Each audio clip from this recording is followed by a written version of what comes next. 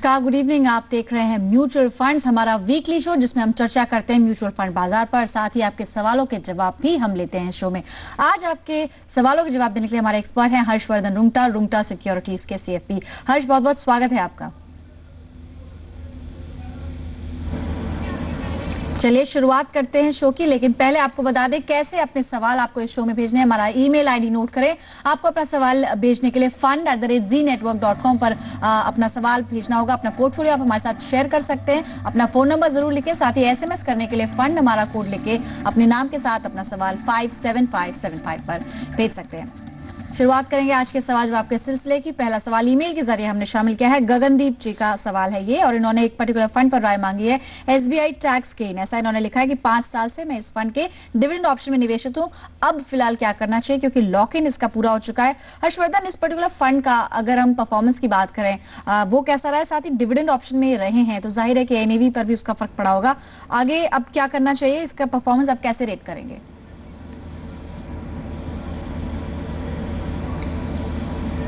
पल्लवी, अगर हम बाकी जब सब टैक्स सेवर फंड्स के साथ अगर SBI टैक्स सेवर को कंपेयर करते हैं तो परफॉर्मेंस के जो पैरामीटर है उस पर SBI टैक्स सेवर ने अच्छा परफॉर्मेंस नहीं दिया है। क्योंकि इनका लॉक इन पीरियड भी खत्म हो चुका है, इनके पास 2 ऑप्शन है। एक ऑप्शन है कि ये इस फंड में से रिडीम करें और दोबारा वो एक टैक्स सेविंग फंड में ही निवेश करें। इसका फायदा ये होगा कि ये इन्हें करंट फाइनेंशियल ईयर में भी टैक्स बेनिफिट्स मिल जाएंगे और इक्विटी में निवेश उनका जारी रहेगा। सिर्फ ये है कि जो फ्रेश 3 साल का लॉक इन लागू हो जाएगा क्योंकि ये अभी एक नया इन्वेस्टमेंट करेंगे। अगर ये कंफर्टेबल हैं तो ये इस प्रकार की ऑप्शन यूज कर सकते हैं। ऑप्शन है, अगर इन्हें टैक्स बेनिफिट नहीं चाहिए तो ये कोई भी एक रेगुलर ओपन एंडेड फंड में निवेश कर सकते हैं। तो इनका जो पावर ऑफ कंपाउंडिंग का जो फैक्टर है इक्विटी में बने रहने का वो चलता रहेगा। इनके पास अगर ये टैक्स बेनिफिट्स वाली पॉलिसी में निवेश करना चाहते हैं तो ये Canara Robeco equity tax saver choose कर सकते हैं। और अगर इन्हें कोई ओपन एंडेड चाहिए जिसमें टैक्स बेनिफिट नहीं मिले तो भी कोई प्रॉब्लम नहीं होता है, तो ये Franklin India blue chip fund में निवेश कर सकते हैं। तो इनफैक्ट अब रिटर्न्स देखें गगनदीप, तो SBI टैक्स के जैसे हमारे एक्सपर्ट का भी मानना है कि अपने पीयर्स में यानी अपने सेम अगर सेक्टर की बात करें तो उतना अच्छा परफॉर्मेंस नहीं रहा है। और आपने 5 साल से इसमें निवेश किया है, सालाना आधार पर आप देखें तो इसका परफॉर्मेंस करीब 20% इसने सालाना आधार पर एक एनुअलाइज बेसिस पे रिटर्न शो किया है। कुछ और ऑप्शंस आपको दिए हैं, आप टैक्स गेन का क्योंकि लॉक इन कंप्लीट कर चुके हैं स्विच कर सकते हैं। कुछ और फंड्स आपके सामने आपकी स्क्रीन पर हैं। चलिए अब अगले दर्शक की तरफ आगे बढ़ेंगे। वांशु जी हमारे साथ फोन लाइन पर ईटानगर से है। नमस्कार वांशु, पूछिए क्या सवाल है। नमस्कार, बताइए सर। मैं मेरा 2 टारगेट है जी। एक है कि मुझे 50 लाख चाहिए ये 15 साल के बाद SIP कर छूट, और 25 साल के बाद 2 करोड़ का जो रिटायरमेंट प्लान रिटायरमेंट कॉर्पस चाहिए। अपने बारे में आप कुछ बता पाएंगे? किस में वो करना है, कौन कौन सा फंड में? जी वांशु जी, अपने बारे में कुछ आप थोड़ा डिटेल्स दे पाएंगे? आपकी फिलहाल उम्र कितनी है और आप किस तरह से आगे बढ़ना चाहते हैं इस निवेश को लेकर? नहीं, मुझे SIP में करना है, तो SIP अमाउंट कितना करना है और कौन कौन सा फंड में हमको इन्वेस्ट करना है उसको। अभी फिलहाल आप नौकरी कर रहे हैं? मैं बिजनेस में हूँ। बिजनेस में, तो सालाना आधार पर लगभग कितनी रकम आप जुटा पाते हैं साल भर? आपकी सैलरी कितनी है सर? लगभग 10 लाख होगा। चलिए हर्षवर्धन, इनके गोल्स क्लियर हैं कि किस पर्पस से ये आगे रकम जुटाना चाह रहे हैं। जैसे इन्होंने मेंशन भी किया, बच्चे की एजुकेशन और फिर अपने रिटायरमेंट कॉर्पोरेट स्कीम को जमा करना है।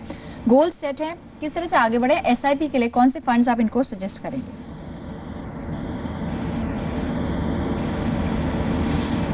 पहली बात ये अच्छी चीज़ है कि आपने अपने गोल्स जो हैं वो बहुत क्लियरली डिफाइन किए हैं। इनमें हर चीज़ है, आपने उसे टाइम भी डिफाइन किया है, कितने साल बाद आपको चाहिए, आपने क्वांटम भी डिसाइड कर लिया है कि आपको कितना अमाउंट आपको इकट्ठा करना है। तो एक बहुत अच्छा तरीका है आपके जो फाइनेंशियल प्लानिंग शुरू करने का। एक चीज़ और ध्यान में रखिए कि अगर आप ये शुरू कर रहे हैं तो दोनों गोल्स के लिए आप एक सेपरेट स्कीम चूज करें। इसका फ़ायदा ये होगा कि एक आपको अपने टारगेट पे नज़र की अमाउंट कितना शॉर्ट हो रहा है या आप अपने जो ओरिजिनल प्लान बनाया था वो हिसाब से चल रहा है कि नहीं। दूसरी बात है, कभी शॉर्ट टर्म में आपके फंड्स की रिक्वायरमेंट होगी तो आप 2 बार सोचते हैं। वो आपके चाइल्ड के एजुकेशन के हिसाब से आपने इन्वेस्ट कर रहे हैं, अगर कोई और कारण से पैसों की जरूरत होती है तो ये आदमी 2 बार सोचता है जब वहाँ से निकालने से पहले। आपके जो चाइल्ड के एजुकेशन की जो रिक्वायरमेंट है उसके लिए आपको हर महीने का 8,500 रुपीज़ निवेश करना होगा। हम इक्विटी से करीबन 14% रिटर्न एक्सपेक्ट करते हैं, तो 15 साल में आपका जो टारगेट है 50 लाख का वो पूरा हो जाएगा। ये 8,500 रुपीज़ जो हर महीने का आप करेंगे, मैं आपको 2 स्कीम सजेस्ट कर रहा हूँ, उसमें आप इसे डिवाइड करिए। 4,500 ICICI focused blue chip fund, ये एक लार्ज कैप फंड है, और 4,000 rupees IDFC premier equity fund. इन दोनों फंड्स में आप अपना 8,500 निवेश करना शुरू कर सकते हैं। ये पोर्टफोलियो आपको 2 साल बाद रिव्यू करना होगा क्योंकि एक्टिवली मैनेज्ड है। हम आपकी रिटायरमेंट की बात करें, उसके लिए आपको हर महीने का 4,000 रुपीज़ इन्वेस्ट करना होगा, और आप एक passively manage large cap fund में करिए, तो आपको इसे मॉनिटर करने की भी कोई ज़रूरत नहीं रहेगी। आप अपने रिटायरमेंट जो 25 साल आगे है उस समय तक आप निवेश करते रहिए। इसमें आपको फंड मैनेजर का परफॉर्मेंस वगैरह कुछ भी नहीं देखना होगा। जो स्कीम है वो है Franklin India index fund BSE Sensex plan. इस तरह से आपके पोर्टफोलियो में पैसिवली मैनेज फंड्स भी होंगे और एक्टिवली मैनेज फंड्स भी। तो चलिए, आपके दोनों ही गोल्स के लिए हर्षवर्धन ने आपको फंड्स बताए हैं। आप अपने बच्चे के लिए जो आप रकम इकट्ठा करना चाह रहे हैं उसके लिए ICICI फोकस ब्लू चिप, साथ ही IDFC प्रीमियर इक्विटी में आप अपना निवेश बढ़ा सकते हैं, SIP शुरुआत कर सकते हैं। साथ ही फ्रैंकलिन इंडिया का BSE सेंसेक्स फंड है, इंडेक्स फंड है, तो जाहिर है आप एक्सपोजर भी ले पाएंगे मार्केट का, साथ ही मार्केट रैली का फायदा भी उठा पाएंगे। पिछले 5 साल में इस फंड ने एनुअलाइज बेस पे करीब 18% का रिटर्न शो किया है। बढ़ेंगे आगे अगले कॉलर की तरफ। अशोक रेवा हमारे साथ फोन लाइन पे है। अशोक जी नमस्कार। अशोक, आप सुन पा रहे हैं? जी नमस्कार सर, पूछिए क्या सवाल है? मैंने R&RF के 1 लाख रुपए के शेयर लिए थे जी। आपने इस फंड में निवेश किया था, कितना समय हो चुका है इस फंड में? 1 लाख रुपए 2008 में इनिशियल इशू आया था उसका जी। चलिए, सेक्टोरल फंड्स की यहाँ पर बात हो रही है। हर्षवर्धन, आपके पास आएंगे रिलायंस नेचुरल रिसोर्सेज। जैसा कि हम जानते हैं सेक्टोरल फंड्स में काफी रिस्क होता है। इन्होंने काफी समय हो चुका है इस फंड में बने हुए हैं काफी टाइम से, अब आगे क्या करें, इसमें से स्विच करें, कोई और फंड आप इनको सजेस्ट करेंगे?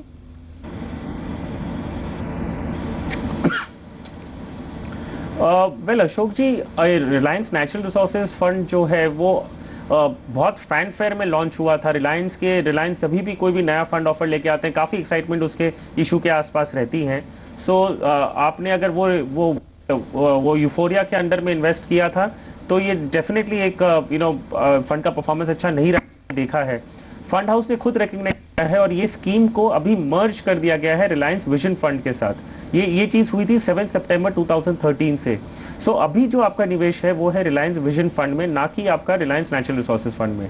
मेरा सुझाव आपके लिए रहेगा कि ये एक large and mid cap fund है, इसमें आप 1 साल और बने रहें, इस फंड को मौका दे कि क्योंकि इसके जो अभी जो स्टॉक्स की कंपोजिशन है वो large and mid cap funds में है, तो शायद आपको 1 साल बाद इसमें से आपको फायदा होता हुआ नजर आ सकता है।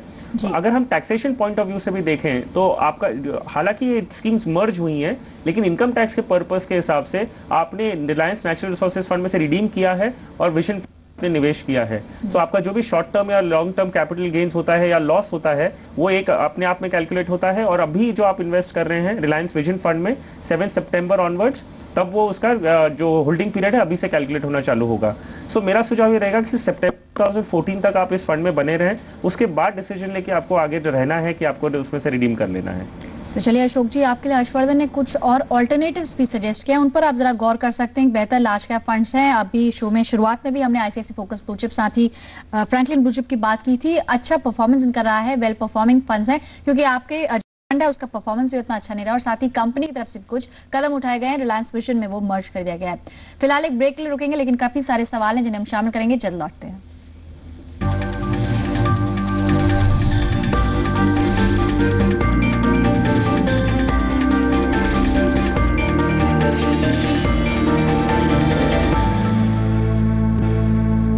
ब्रेक के बाद आपका स्वागत है हमारे वीकली कार्यक्रम म्यूचुअल फंड्स में। और एक बार और आपको बता दें किस तरह से आप इस शो का हिस्सा बन सकते हैं, कैसे पार्टिसिपेट करना है। एक पेन पेपर उठाइए और हमारा ईमेल आईडी नोट करें, fund@zenetwork.com पर आपको अपने सवाल भेजने हैं। याद है अपना फोन नंबर जरूर लिखें उस मेल में, साथ ही SMS भी कर सकते हैं। फंड हमारा कोड रहेगा, फंड लेकर अपने नाम के साथ अपना सवाल 57575 पर भेज सकते हैं। आपके सवालों के जवाब देने के लिए हमारे साथ हर्षवर्धन रूंगटा है। हर्षवर्धन, अब अगले कॉलर की तरफ चलते हैं। विक्रम हमारे साथ फोन लाइन पर है। नमस्कार विक्रम, पूछिए क्या सवाल है। हाँ, मेरी उम्र 30 ईयर्स है और मैं पहली बार म्यूचुअल फंड्स में इन्वेस्ट कर रहा हूँ SIP के तहत। और मैंने 3 म्यूचुअल फंड्स आइडेंटिफाई किए थे, जिसमें से एक रिलायंस इक्विटी अपॉर्चुनिटीज था, ICICI प्रूडेंशियल डिस्कवरी था और फ्रैंकलिन प्राइमा प्लस था। तो इसमें से मैंने 2 में इन्वेस्टमेंट शुरू कर दिया है।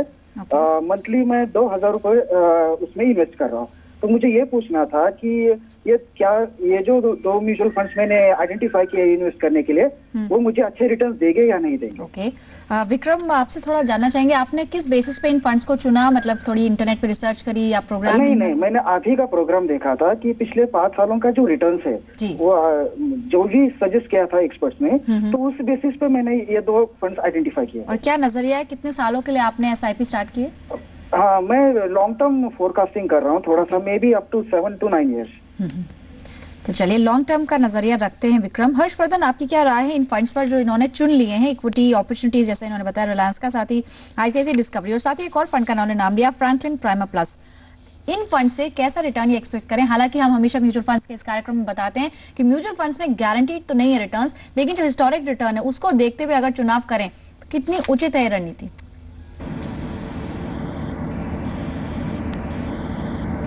वेल विक्रम जी, पहली बात कि आप एक नए निवेशक हैं। जो स्कीम्स बताई गई हैं वो अपने आप में अच्छी स्कीम्स हैं, सिर्फ ये है कि ये स्कीम्स आपकी प्रोफाइल के साथ मैच करती है कि नहीं, वो आपको देखना है। अभी आपने कहा कि आपकी उम्र 30 साल है और आप नया फर्स्ट टाइम निवेश कर रहे हैं। जो स्कीम्स आपने सिलेक्ट की हैं वो mid and small cap companies में निवेश करते हैं। ये मेरे हिसाब से शुरू करने के लिए सही तरीका नहीं है। जब आप अपने इन्वेस्टमेंट्स में अपने लार्ज कैप आपके पोर्टफोलियो में पैसिवली मैनेज हो गए हैं, तब आप एक छोटा पोर्शन अपना mid and small cap funds में निवेश कर सकते हैं। तो स्कीम अपने आप में सही है, जो आपने रिटर्न्स देखे हैं वो भी सही है, लेकिन मेरे इस नज़र में ये आपकी प्रोफाइल के साथ अभी मैच नहीं करता। सो मेरा सुझाव ये रहेगा कि आप अभी जब शुरू कर रहे हैं, आप एक बैलेंस्ड पोर्टफोलियो से शुरू करें। एक ऐसी स्कीम ले जिसमें इक्विटी ज़्यादा हो सकता है, क्योंकि आप यंग हैं, तो आप 75% इक्विटी जिसमें हो और 25% डेट हो, ये इस तरीके से अगर आप शुरू करते हैं तो आपके लिए ज़्यादा बेहतर होगा। आप HDFC प्रूडेंस फंड सिलेक्ट कर सकते हैं, और अगर 2-3 साल बाद जब आप एकदम कंफर्टेबल हो जाए इक्विटी इन्वेस्टमेंट्स के साथ, आप उनका उतार चढ़ाव समझ सके, तब आप लार्ज कैप फंड से शुरू करें और नीचे आते वक्त फिर आप mid and small cap funds में लें। इस तरीके से आप ज़्यादा अच्छी तरह मार्केट को समझ पाएंगे और फिर जो रिस्क होते हैं, जो वोलेटिलिटी होती है, उसे भी समझ पाएंगे। तब आपके पोर्टफोलियो में सूट होता है। स्कीम्स अपने आप में ठीक है, लेकिन फिलहाल मैं सुझाव दूंगा कि आप इनमें ना करके HDFC प्रूडेंस फंड में पूरे 4000 रुपए डाल दें। 1 या 2 साल बाद इसे रिव्यू करके फिर आप दूसरे एग्रेसिव इक्विटी फंड्स में शुरू करें। जी, तो यानी विक्रम, आपको स्टेप बाय स्टेप चलना होगा। अगर आप इमीडिएटली सोचें कि आप मिड कैप कैटेगरी की कुछ एक्सपोजर ले लें, काफ़ी उसमें रिस्क इन्वॉल्व होगा और बहुत बहुत लंबा नजरिया भी आपका मेंशन नहीं है, जैसा कि आपने अपने सवाल में लिखा है। एनीवेज, आपके लिए HDFC प्रूडेंस एक फंड सजेस्ट किया। अगर उसका रिपोर्ट कार्ड देखें तो पिछले 3 साल में काफ़ी प्रेशर रहा, इतना अच्छा परफॉर्मेंस नहीं है, लेकिन 5 साल में एनुअलाइज बेसिस पे यानी सालाना आधार पर उसने करीब 22% का रिटर्न शो किया है। हालांकि जैसे हमने पहले भी चर्चा की, उसमें रिटर्न गारंटीड नहीं है, इसलिए आगे आपको मॉनिटर करते हुए आगे बढ़ना होगा। अगला सवाल ईमेल के जरिए शामिल करते हैं। संदीप शर्मा जी का सवाल है, दिल्ली से भेजा है इन्होंने। इनकी एज है करीब 40 इयर्स और इन्होंने कुछ फंड्स सिलेक्ट किए हैं, पोर्टफोलियो पर रिव्यू चाहते हैं। हर्षवर्धन, हर्षवर्धन, अगर इनके पोर्टफोलियो की तरफ नजर डाले तो SBI ग्लोबल एक फंड इन्होंने इंटरनेशनल फंड्स में एक्सपोजर लिया है, SBI इमर्जिंग बिजनेस एक फंड है, साथ ही HDFC टॉप 200 फंड है। इन तीनों ही फंड्स में 5-5 हजार रुपए प्रति माह निवेश कर रहे हैं। किस तरह से देखते हैं इनके पोर्टफोलियो को?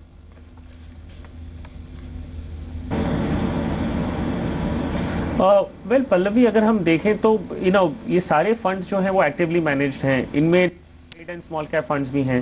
सो ये शुरू करने के लिए ये SBI emerging businesses fund retain कर सकते हैं, HDFC टॉप 200 ये इनमें बने रह सकते हैं।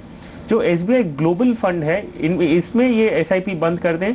जो एग्जिस्टिंग इन्वेस्टमेंट्स हैं वो स्विच कर दें SBI इमर्जिंग बिजनेसेस फंड में, तो इनका थोड़ा कंसोलिडेशन हो जाएगा।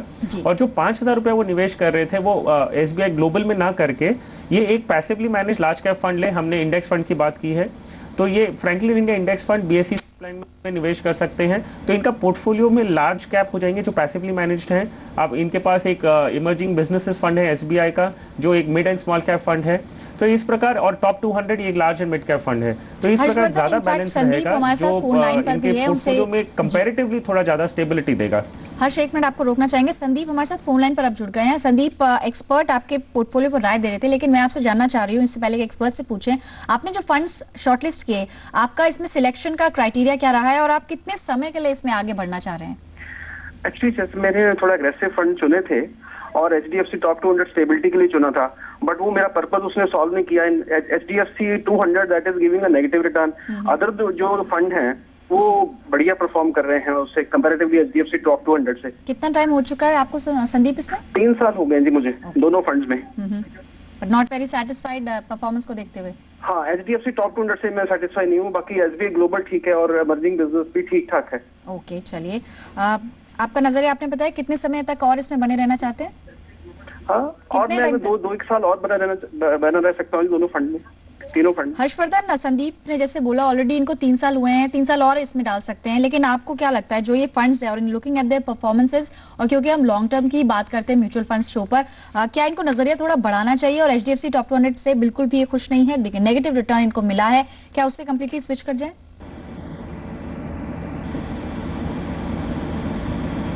जी नहीं, देखिए परफॉर्मेंस एक सिंगल पैरामीटर है जिसपे फंड को मापा जाता है, लेकिन परफॉर्मेंस का एक आयरनी है कि आप देखते हैं पास्ट परफॉर्मेंस। जरूरी नहीं है कि जो पास्ट में हुआ है वही आपको फ्यूचर में भी होगा। सो अगर पास्ट में किसी ने अगर बहुत अच्छे रिटर्न्स दिए हैं तो वो रिटर्न्स अच्छे आगे जाके मिलेंगे, उसकी गारंटी नहीं होती। आपको क्या देखना होता है कि फंड के फंडामेंटल्स क्या हैं, उनके ऑब्जेक्टिव्स क्या हैं, वो किस प्रकार से अपना स्टॉक सिलेक्शन करते हैं, चर्निंग पोर्टफोलियो क्या है उनका, कितना रेशियोज क्या है। सिर्फ पास्ट परफॉर्मेंस देख के आप फ्यूचर के लिए आप उसे एनालाइज कर रहे हैं, ये शायद एक 360 डिग्री व्यू नहीं मिलता है।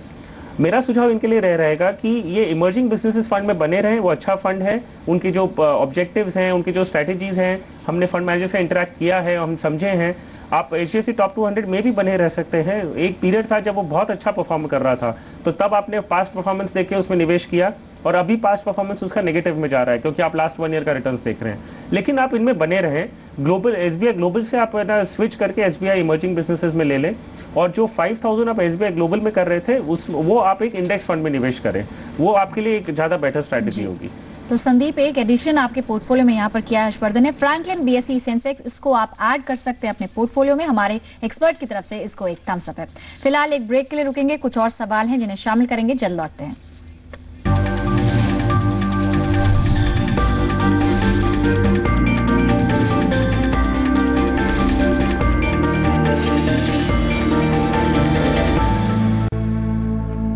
Welcome back. आप देख रहे हैं हमारा वीकली शो म्यूचुअल फंड्स, और सवालों के जवाब हर्षवर्धन रूंगटा दे रहे हैं।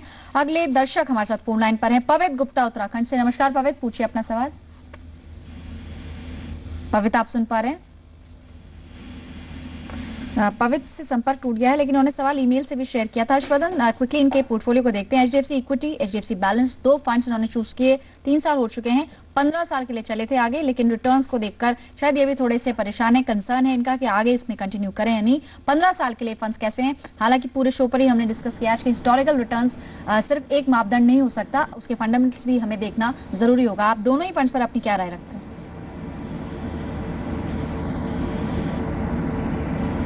पल्लवी, इनका जो पोर्टफोलियो है वो ठीक है। हम देखें, अगर ये टोटल 7000 इन्वेस्ट कर रहे हैं जिसमें बैलेंस फंड भी है, तो अगर हम पूरे 7000 का परसेंटेज देखें तो 11% इनका इन्वेस्ट हो रहा है डेट में। सो इनकी उम्र के हिसाब से ये कंटिन्यू कर सकते हैं। और जहाँ तक रिटर्न्स की बात है, ऑब्वियसली जैसे हमने बात की कि रिटर्न्स के पैरामीटर पर नहीं आपको जज करना चाहिए। इसी के मैं एक स्टेप फर्दर लूँगा, आपको ये बताऊँ पल्लवी कि अगर इसी के कारण से हम इन्वेस्टर्स को सजेस्ट करते हैं कि आप इंडेक्स फंड में निवेश करें।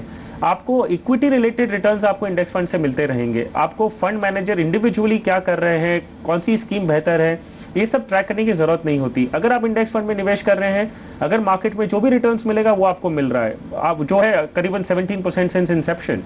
अगर आपको उससे भी ज्यादा रिटर्न चाहिए, तब ये सब क्वेश्चन आता है कि आप पैसिवली मैनेज फंड कौन सा लें, एक्टिवली मैनेज फंड कौन सा लें, और फंड मैनेजर को ट्रैक करते हैं, फिर आप हिस्टोरिकल रिटर्न्स देखते हैं।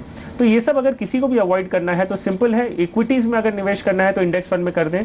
और अगर आप ट्रैक कर सकते हैं fundamentals, objectives, churning ratios, sharp ratios, अगर ये सब आप ट्रैक कर सकते हैं तब एक्टिव फंड चूज करें। तो पवित्र, बहुत ज्यादा पैनिक की जरूरत यहाँ पर नहीं होगी, एक्सपर्ट की तरफ से, और ये एक फिर से रिव्यू कर सकते हैं। तो चलिए, फिलहाल आप इसमें बने रह सकते हैं। आपको 3 ही साल हुए, बहुत ज्यादा समय भी नहीं हुआ, लॉन्ग टर्म का सोचे फिर आगे बढ़े। फिलहाल इतने ही सवाल शामिल कर पाएंगे। हर्षवर्धन, आपका बहुत बहुत शुक्रिया जी बिजनेस को समय देने के लिए।